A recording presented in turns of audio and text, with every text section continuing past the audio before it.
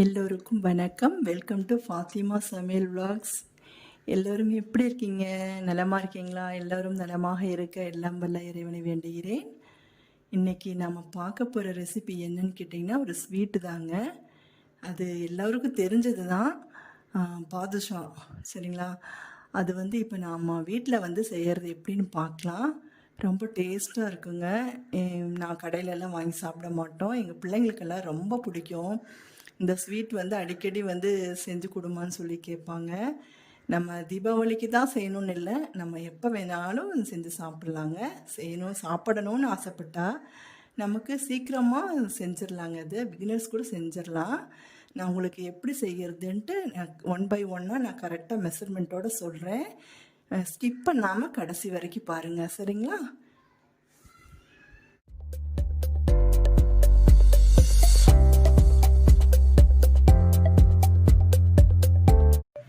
வாங்க வீடியோக்குள்ளே போகலாம். பாதுஷா செய்கிறதுக்கு என்ன தேவை, என்ன அளவுகள் அப்படிங்கிறது பார்க்கலாம், சரிங்களா? ஃபஸ்ட்டு நம்ம மாவு கலக்கிறதுக்கு எவ்வளோ மெஷர்மெண்ட் அப்படின்றது பார்த்துக்கலாம் ஃபஸ்ட்டு. அப்புறம் பாகு காய்ச்சறது தனியாக அப்புறமா சொல்கிறேன், சரிங்களா? இன்னும் ரெண்டு ஒன்றா சொன்னால் குழம்பிடும். அதனால ஃபஸ்ட்டு இது நம்ம பார்த்துக்குவோம். மைதா பார்த்தீங்கன்னாக்கா 2 கப் அளவுக்கு எடுத்து வச்சுருக்கேன். இது என்ன எவ்வளோ கிராம் அப்படின்னு சொல்லி பார்த்தீங்கன்னா 400 கிராம், சரிங்களா?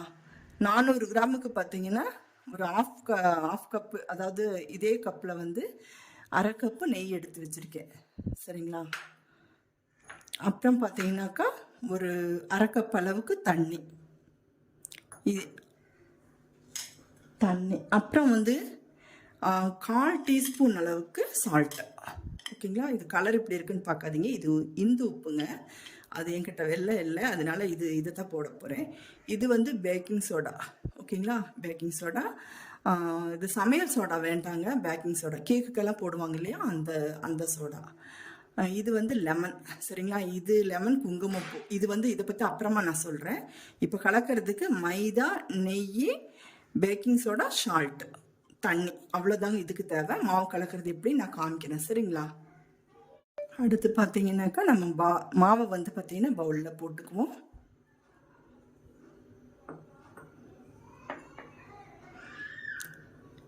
இது பாதுஷா எல்லாத்துக்கும் ரொம்ப பிடிச்ச ஒரு ஸ்வீட்டுங்க. ஏன்னா ஸ்வீட் அதிகமாக இழுக்காது. ஸ்வீட் சாப்பிடாதவங்க கூட இது சாப்பிடலாம், அவ்வளோ நல்லா இருக்குங்க. மாவு போட்டுக்கலாம், சரிங்களா? மாவு போட்டாச்சு. அடுத்தது பார்த்தீங்கன்னா நம்ம பேக்கிங் சோடா போட்டுக்கலாம். அடுத்தது சால்ட்டு, ஓகேங்களா?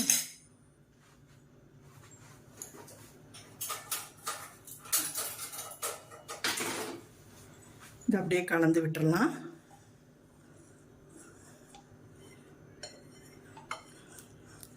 ஏன்னா ஒரே பக்கம் இருக்கும் இல்லைங்களா, அதனால இப்போ இப்படி கலந்துக்கிட்டாக்கா நம்ம மாவு பிசைறதுக்கு ஈஸியாக இருக்கும்.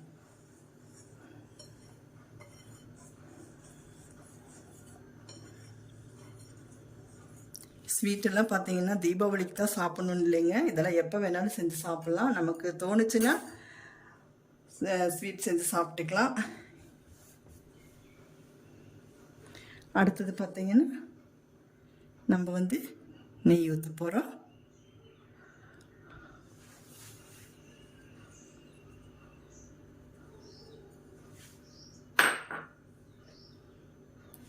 அடுத்தது 1/2 கப் தண்ணி, சரிங்களா?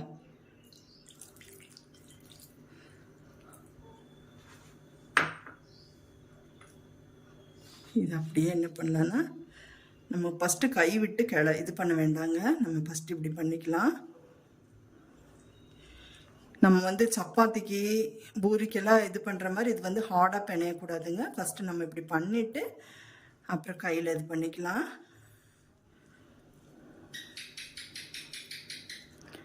நான் அதிகமாக எடிட்டிங் பண்ண மாட்டேங்க, அதனால நான் ஒரே இதாக தான் பேசிகிட்டு இருக்கேன். நான் கொஞ்சம் ஜாஸ்தி எடிட்டிங் வராது என்னோடய வீடியோவில். ஏதாவது நிறை குறை இருந்தால் நீங்கள் தாராளமாக சொல்லலாம். நான் சொல்கிறது புரியலை சொல்லுங்கள் அப்படின்னு சொல்லி நீங்கள் சொன்னீங்கன்னா நான் தகுந்த மாதிரி நான் சொல்லுவேன், சரிங்களா?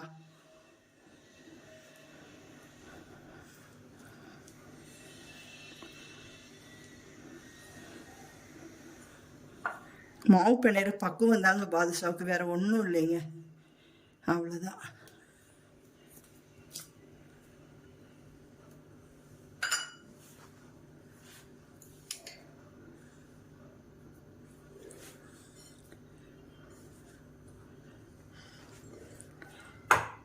பாருங்க, ரொம்ப ஹார்டாக நம்ம வந்து பிணையக்கூடாதுங்க. நம்ம குலோப் ஜாமுனுக்கெல்லாம் பிணையவும் பார்த்தீங்களா, அப்படியே மெதுவாக இது பண்ணிவிட்டு அந்த மாதிரி தாங்க பிணையணும்.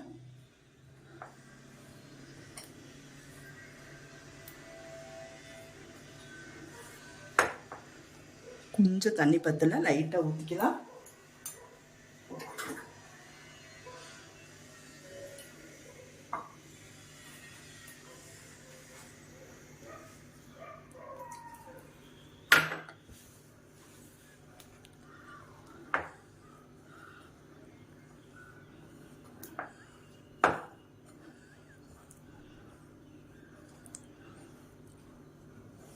இந்த சுகர் பார்த்தீங்கன்னா ஒரு இப்போ பேசிகிட்டே நான் வந்து உங்களுக்கு நான் சொல்கிறேங்க.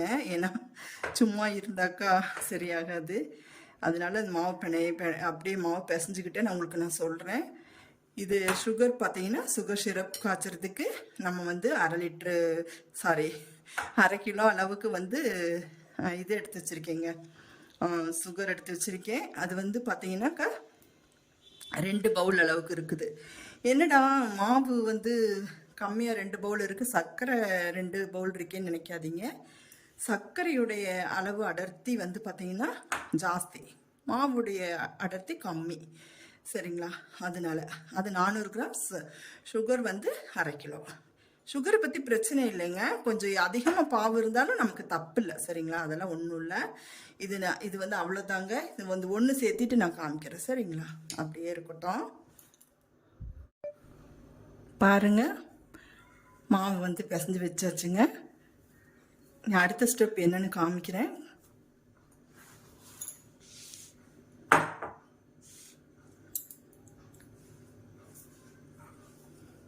அடுத்து பார்த்தீங்கன்னா இதில் எப்படி போட்டுக்கலாங்க.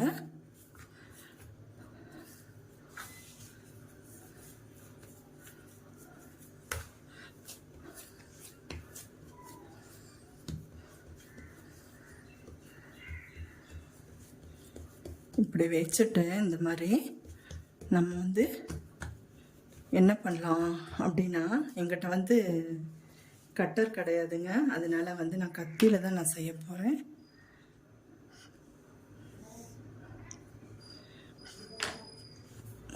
பாருங்கள், 2 பீஸை கட் பண்ணியாச்சு. அடுத்தது இது அப்படியே வச்சு 4 பீஸை கட் பண்ண போகிறோம்.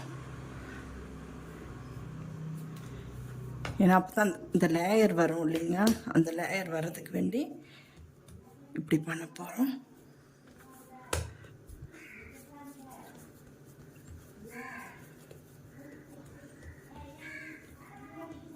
எத்தனை ஸ்வீட் இருந்தாலும் இந்த பாதுஷாவில் இருக்கிற ஒரு இது எதுலேயும் இல்லைங்க. லட்டு, ஜிலேபி.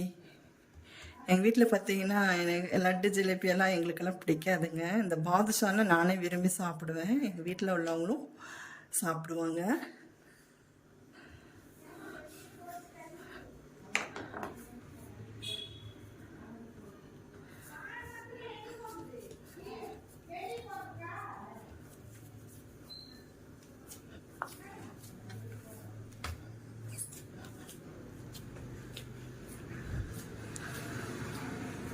வீட்டில் எல்லாத்துக்கும் செஞ்சு கொடுத்து பாருங்க, சீக்கிரம் உடனே காலி ஆயிடும். அந்த அளவுக்கு ஒரு டேஸ்ட்டாக இருக்குங்க. நம்ம வெளியிலலாம் வாங்குகிறோம், அது கண்ட ஆயிலில் போட்டு அது இது செய்வாங்க.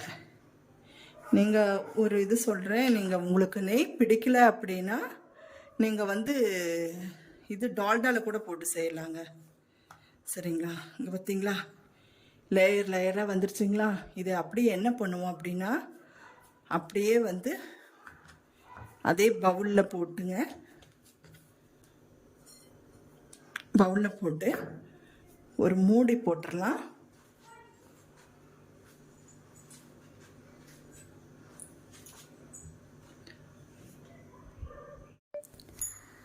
ஒரு மூடி போட்டுங்க, ஒரு 10 நிமிஷம் அப்படியே வச்சிடலாம், சரிங்களா? இதுக்கு ஒரு ரெஸ்ட் கொடுப்போம், இது எதையும் பண்ணாமல். அடுத்தது வந்து பார்த்திங்கன்னா நம்ம வந்து அந்த சுகர் வந்து சிரப் காய்ச்ச போகிறோம், சரிங்களா? அதை கேஸ் ஆன் பண்ணிவிட்டு உங்களுக்கு நான் சொல்கிறேன், சரிங்களா? அடுத்து பாருங்கள், கேஸ் ஆன் பண்ணியாச்சு. நம்ம சுகர் சிரப் செய்ய போகிறோம். அதுக்கு பார்த்தீங்கன்னா 2 பவுல் அளவுக்கு சர்க்கரை எடுத்திருக்கேங்க, அதாவது 500 கிராம். பாருங்க 2. அதுக்கு பார்த்தீங்கன்னா 1 பவுல் அளவுக்கு 2க்கு 1 தண்ணி. சரிங்களா? 2 பவுல் அளவு சுகர், 1 பவுல் அளவுக்கு தண்ணி.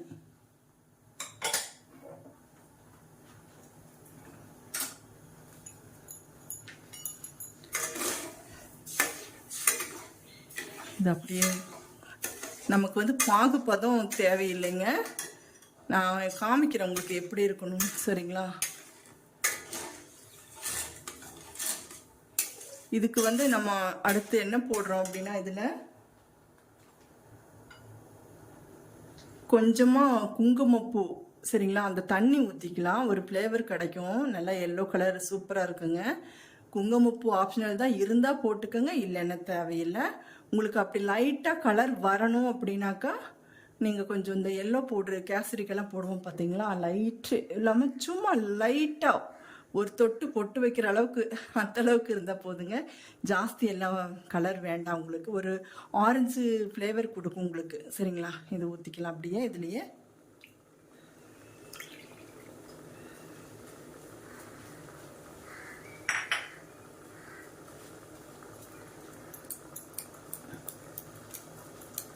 அடுத்தது பார்த்தீங்கன்னா லெமன். அது பார்த்தீங்கன்னா எதுக்கு நம்ம லெமன் போடுறோம் அப்படின்னா, இந்த 2 பெனிஃபிட்டுங்க இந்த லெமன் நம்ம போடுறதுல. என்னன்னு கேட்டிங்கன்னா, நம்ம சுகரில் இருக்கிற ஒரு அழுக்கு தூசி இதெல்லாம் வந்து வெளியில் வந்துடும்.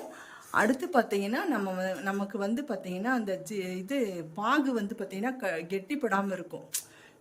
இது எப்படி சொல்கிறது, அந்த இது மாதிரி வரும் பார்த்தீங்களா, அந்த சுகர் மாதிரியே வந்துடும் கடைசியில் நம்ம இது காய்ச்சும் போது. இது வந்து கொஞ்சம் தண்ணியாட்ட தாங்க இருக்கணும், ஜூஸியாக இருக்கணும் இல்லையா? அதுக்கு வேண்டி நம்ம வந்து ஒரு சும்மா ஒரு 2-3 ட்ராப் விட்டால் போதுங்க, அவ்வளோதான்.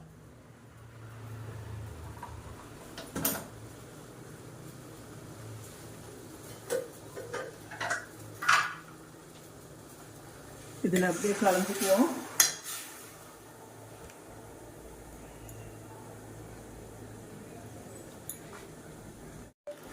அடுத்து பார்த்தீங்கன்னா ஒரு முக்கியமான ஒரு பர்சனை விட்டுட்டாங்க.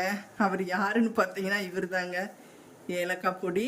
ஏன்னா எனக்கு வந்து மிக்ஸி ஜாரில் நல்லா பொடி ஆகலை, அதனால வந்து கொஞ்சம் அளவாக போட்டுக்கலாம். இது பாருங்கள், கொஞ்சம் ஒரு 1/4 டீஸ்பூன் அளவு போட்டால் போதுங்க. நீங்கள் உங்களுக்கு வந்து அதே மாதிரி உங்களுக்கு நல்லா பவுட்ரு ஆகணும் அப்படின்னு சொல்லி சொன்னாக்கா, நீங்கள் வந்து இது கொஞ்சம் சுகரில் வந்து ஒரு 4 ஏலக்காய் போட்டு இதில் கலந்துருங்க. சரிங்களா? போட்டுக்கலாங்க.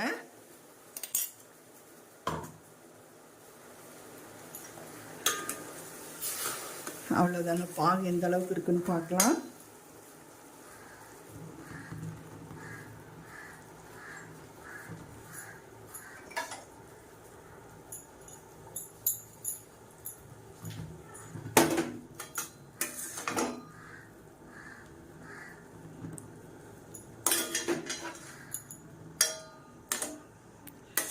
இன்னும் ரொம்ப வந்து உங்களுக்கு பாகு காய்ச்சினா இதாகிடுங்க, கேரமல் ஆகிடும். அதனால் அந்தளவுக்கு வேண்டியதில்லை.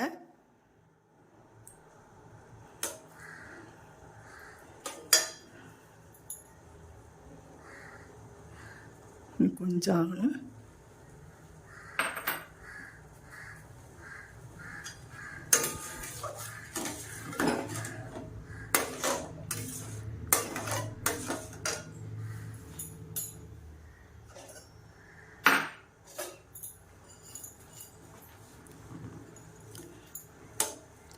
ஏன்னா ப்ராப்பராக காமிக்கணும் அப்படிங்கிறதுக்காக தான் நாங்கள் ஸ்கிப் பண்ணலை. நான் பாருங்கள், இப்படி லைட்டாக இப்படி வந்தால் போதும். ஓகேங்க, போதும். இதுக்கு மேலே ஆச்சுன்னா உங்களுக்கு வந்து பாகு வந்து இதாகிடுங்க, பிசு பிசுன்னு ஆகிடும் உங்களுக்கு. பார்த்தீங்களா? ஒரு 1/4 பாகு அளவுக்கு தாங்க இருக்கணும். பாருங்கள், இப்படி அந்த லைட்டாக இப்படி தொட்ட ஒரு பிசு பிசுப்பு தன்மை வரும், போதுங்க. அந்த அளவுக்கு இருந்தால் போதும் உங்களுக்கு.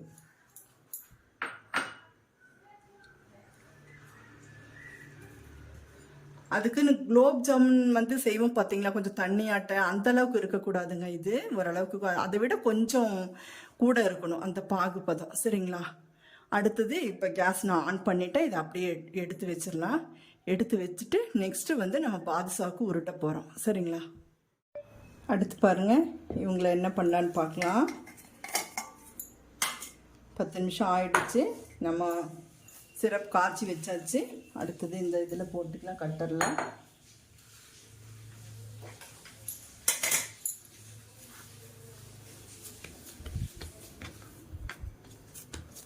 போதுங்க. ரொம்ப நேரம் வந்து இவங்களை வந்து ஊற வைக்க வேண்டாங்க.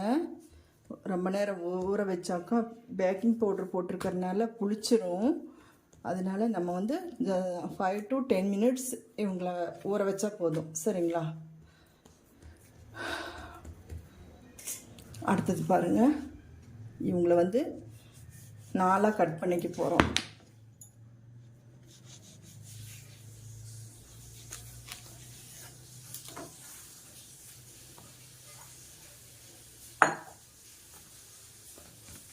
இதை எடுத்து போட்டுக்கலாம்.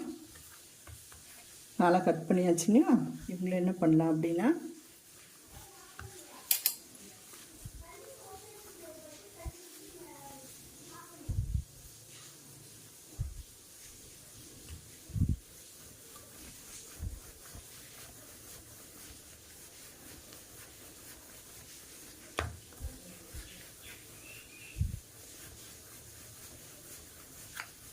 இப்படி உருட்டிக்கலாங்க. உருட்டினா தான் உங்களுக்கு அந்த ரவுண்டு ஷேப்பு பால் மாதிரி கிடைக்கும்.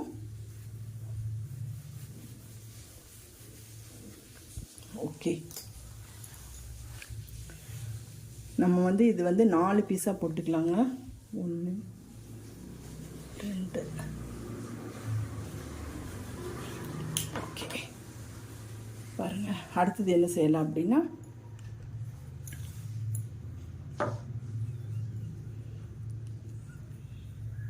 இப்படி உங்களை கட் பண்ணவங்கள இப்படி இப்படி பாலில் ஊட்டிக்கலாம். அழுத்தம் கொடுக்க வேண்டாங்க.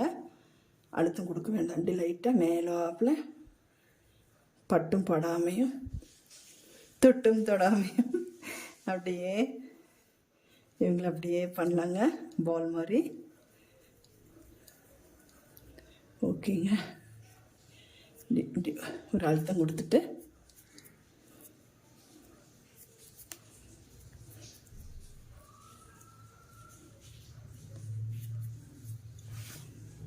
அவ்வளோதாங்க. இந்த வெடிப்பு வராமல் பார்த்துக்கலாம். இப்படி தாங்க, இந்த மாதிரி தான் பண்ணணும். இதையெல்லாம் உங்களுக்கு நான் பண்ணிவிட்டு அடுத்தது பிளேட்டில் வச்சு காமிக்கிறேன். சரிங்களா? இன்னொன்று காமிக்கிறேன்.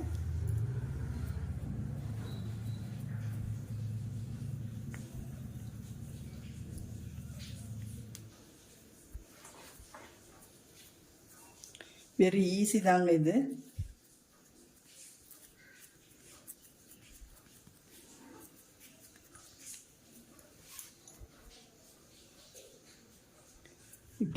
இவ்வளோதாங்க.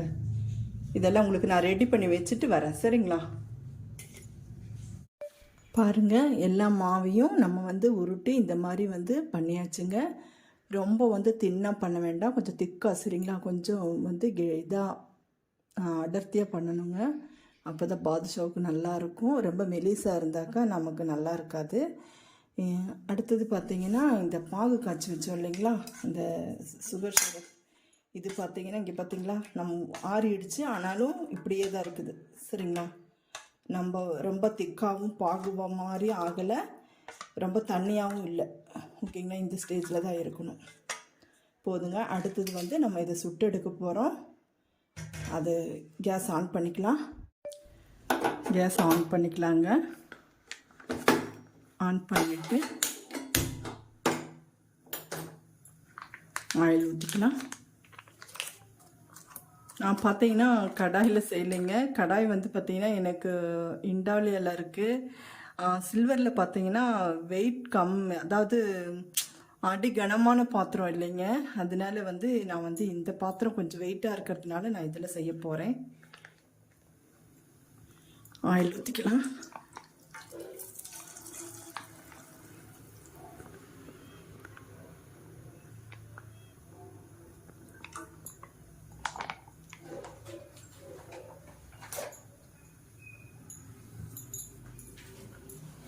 ஆயில் ஊற்றியாச்சுங்க. அப்புறம் இன்னொரு விஷயம் என்னன்னு கேட்டிங்கன்னா, இது வந்து நம்ம மற்ற பலகாரமெல்லாம் நம்ம செய்கிறோம் இல்லைங்களா, காரம், வேறு ஸ்வீட் ரெசிபி அது இதெல்லாம் பண்ணுவோம். அதுக்கு வந்து பார்த்திங்கன்னா ஃப்ளேம் ஜாஸ்தி வைப்போம் சரிங்களா. இது வந்து மிதமான சூட்டில் தாங்க பொரித்து எடுக்கணும்.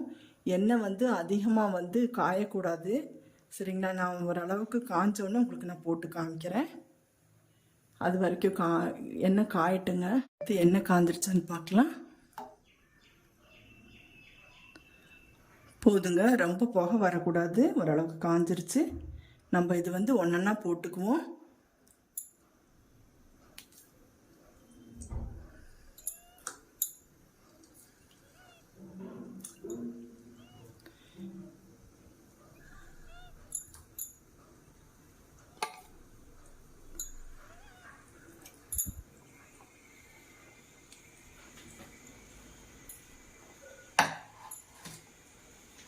போதும், 5 பீஸாக போட்டிருக்கீங்க. அது வரட்டும், வெந்து வரட்டும்.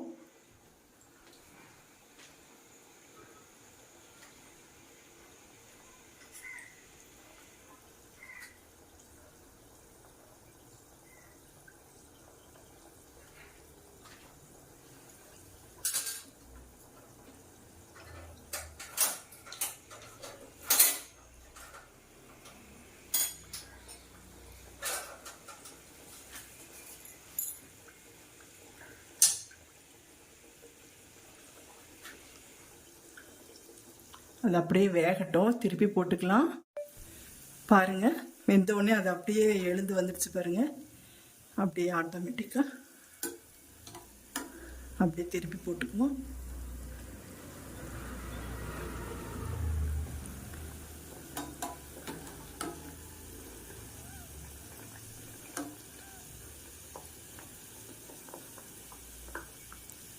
லைட்டாக தாங்க திருப்பி விடணும், இல்லாட்டி உடஞ்சிடும்.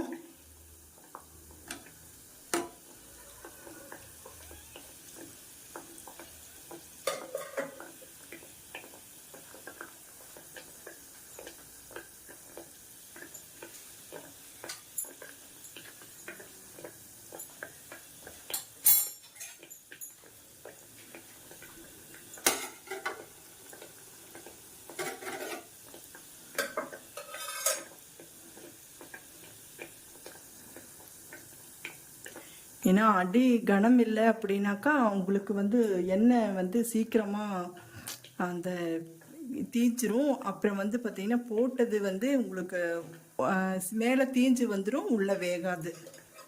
அதனால கூடி மட்டும் அடி கனமானது வாங்கிக்கிங்க. நானே இதுக்கு மேலே தான் ஒன்றா பார்த்து வாங்கணும். எவ்வளோ பாத்திரம் இருந்தாலும் ஒவ்வொன்றுக்கும் தேவைப்படுறது நிறையா இருக்குது.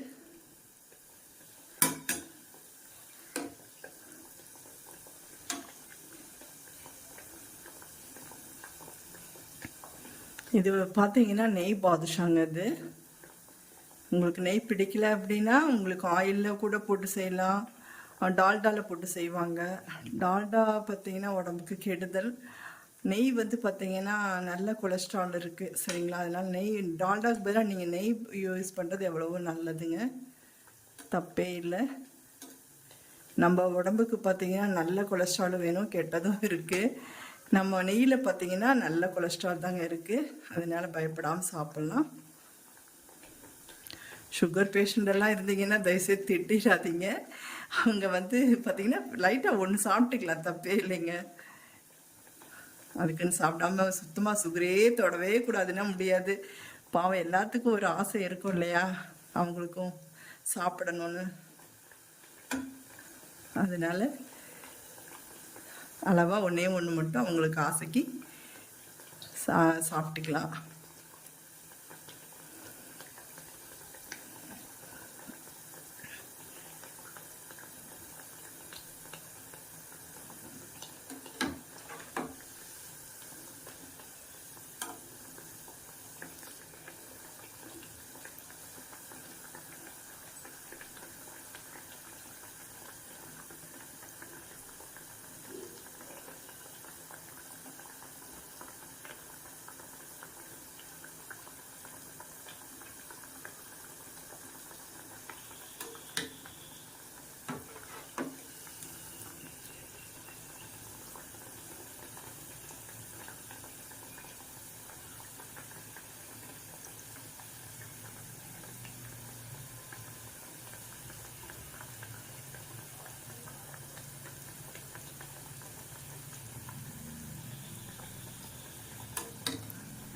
போதுங்க, எடுத்துடுவோம். ஏன்னா இன்னும் ரொம்ப நேரம் விட்டாக்கா அது அப்படியே முருகல் ஆகிடும். நமக்கு வந்து ஜூஸியாக தான் நம்ம பாதுஷா இது பண்ண போகிறோம். நம்ம இப்போ இது எடுத்துடலாம்.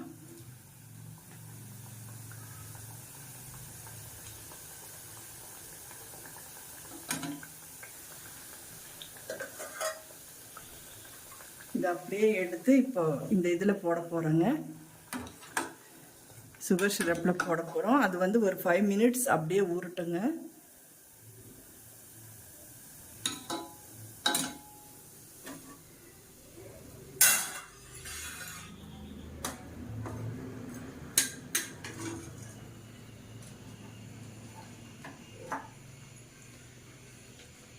அடுத்தது மீதம் உள்ளதெல்லாம் பொரிச்சுக்கலாம். எங்கள் வீட்டில் பார்த்தீங்கன்னா குழந்தைங்க பசங்க வந்து சின்னதும் பெருசுமா இது பண்ணியிருக்காங்க. அதனால என்னடா ஒன்று பெருசு சின்னதும் இருக்குன்னு நினைக்காதீங்க. மொத்தம் 17 பீஸ் வந்துச்சுங்க 400 கிராமுக்கு. 400 கிராம் மைதா, அப்புறம் பார்த்தீங்கன்னா ஒரு 1/2 கப்பு, அதில் வந்து பார்த்தீங்கன்னா ஒரு 400 கிராமுக்கு பார்த்தீங்கன்னா 200 கிராம் நெய்.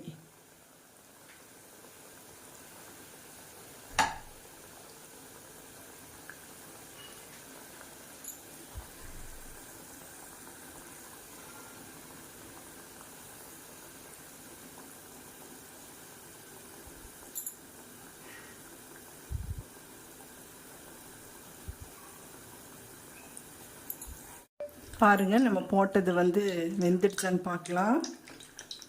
நம்ம வந்து மிதமான ஃப்ளேமில் தாங்க வச்சு பொரிச்சு எடுக்க போகிறோம். குலோப் ஜாமுன் எந்த அளவுக்கு இது போடும் அது போட்டோன்னு எடுத்துடலாம். இது கொஞ்சம் வேகணும். ஆனால் வந்து எண்ணெய் வந்து ரொம்ப தீயக்கூடாதுங்க. பார்த்தீங்களா, போட்டது இந்த அளவுக்கு தான் இருக்கணும்.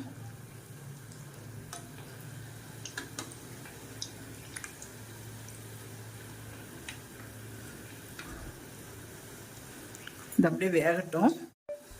பாருங்கள், வெந்துருச்சுங்க. நம்ம எடுத்துடலாம். இந்த கோல்டன் ப்ரௌன் வந்தோடனே எடுத்துடலாம். சரிங்களா?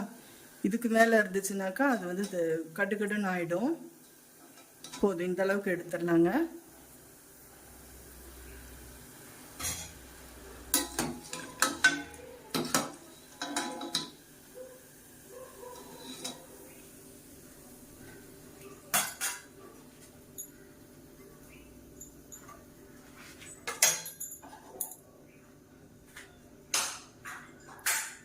அடுத்தது போட்டுக்கலாம். அப்புறம் பாதுஷா உருட்டணும் இல்லைங்களா, அதை சொல்ல மறந்துட்டேன். நடுவில் வந்து பார்த்தீங்கன்னா ஒரு விரலை இப்படி இப்படி பண்ணிக்கோங்க. சரிங்களா?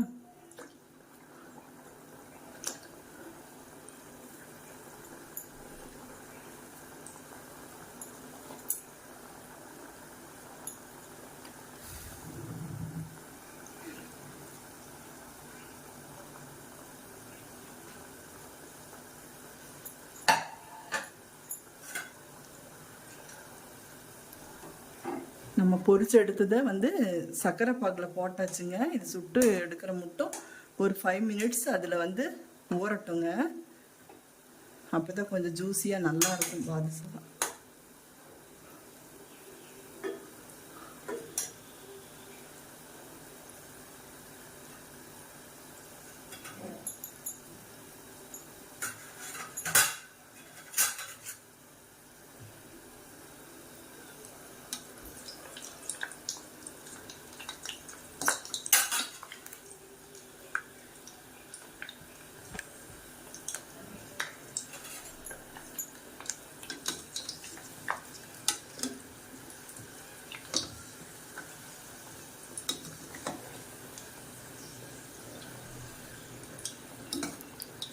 நம்ம பெரிய பாத்திரம் வச்சு போட்டோம் அப்படின்னாக்கா சீக்கிரமாக எடுத்துடலாங்க. ஒரே டைம் அத்தனையுமே பொரிச்சு எடுத்துடலாம்.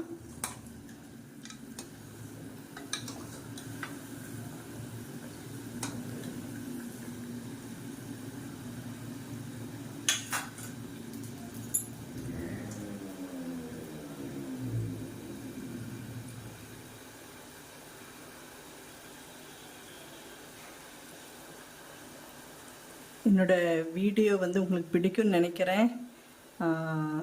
வந்து நீங்கள் வந்து ஸ்கிப் பண்ணாமல் பாருங்கள் ப்ளீஸ். அப்போ தான் வந்து உங்களுக்கு வந்து நான் செய்கிறது எப்படிங்கிறது ஒன் பை ஒன்னாக ப்ராப்பராக சொல்லி கொடுக்குறேன். நீங்கள் வந்து ஸ்கிப் பண்ணாமல் பாருங்கள், சரிங்களா?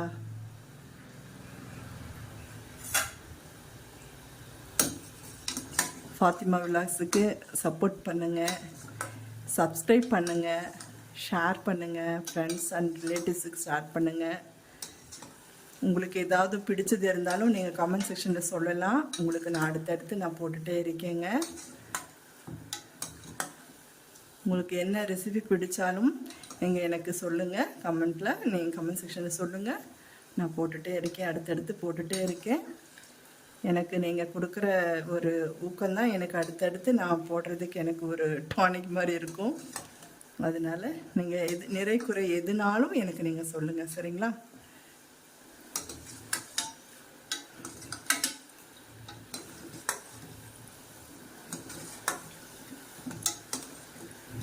இது போட்டது கோல்டன் ப்ரௌன் ஆகணுங்க, அவ்வளோதான் கணக்கு, வேறு ஒன்றும் இல்லைங்க. ரொம்ப தீய விட்டுறாதீங்க, சரிங்களா? நம்ம ஒரு இது செய்கிறோம், இதை கஷ்டப்பட்டு நம்ம செய்யும்போது எல்லாரும் சாப்பிட்டு நல்லா இருக்குது அப்படின்னு சொல்லிட்டு நம்மளை சொல்லணும், ஆஹா ஓஹோன்னு பாராட்டணும் இல்லையா? ஏதோ செஞ்சோம் சாப்பிட்டோம் அப்படின்னு இருக்கக்கூடாது. என்னை பொறுத்தளவுக்கு அதுதாங்க. நான் வீட்டில் எப்படி நான் செய்யணும் அதே இது தாங்க உங்களுக்கு நான் வந்து ஸ்டெப் அண்ட் ஸ்டெப்பாக நான் சொல்லியிருக்கேன், சரிங்களா? போதுங்க, இது எடுத்துடலாம். எடுத்து நம்ம போட்டுக்கலாம் பாவில். என்ன இது பார்த்தீங்கன்னா சுகர் சிரப் வந்து உங்களுக்கு வந்து ஆறிடுச்சு, சரிங்களா? இது வந்து சூடாக இருக்குது, அப்போ இவனாக இருக்கும்.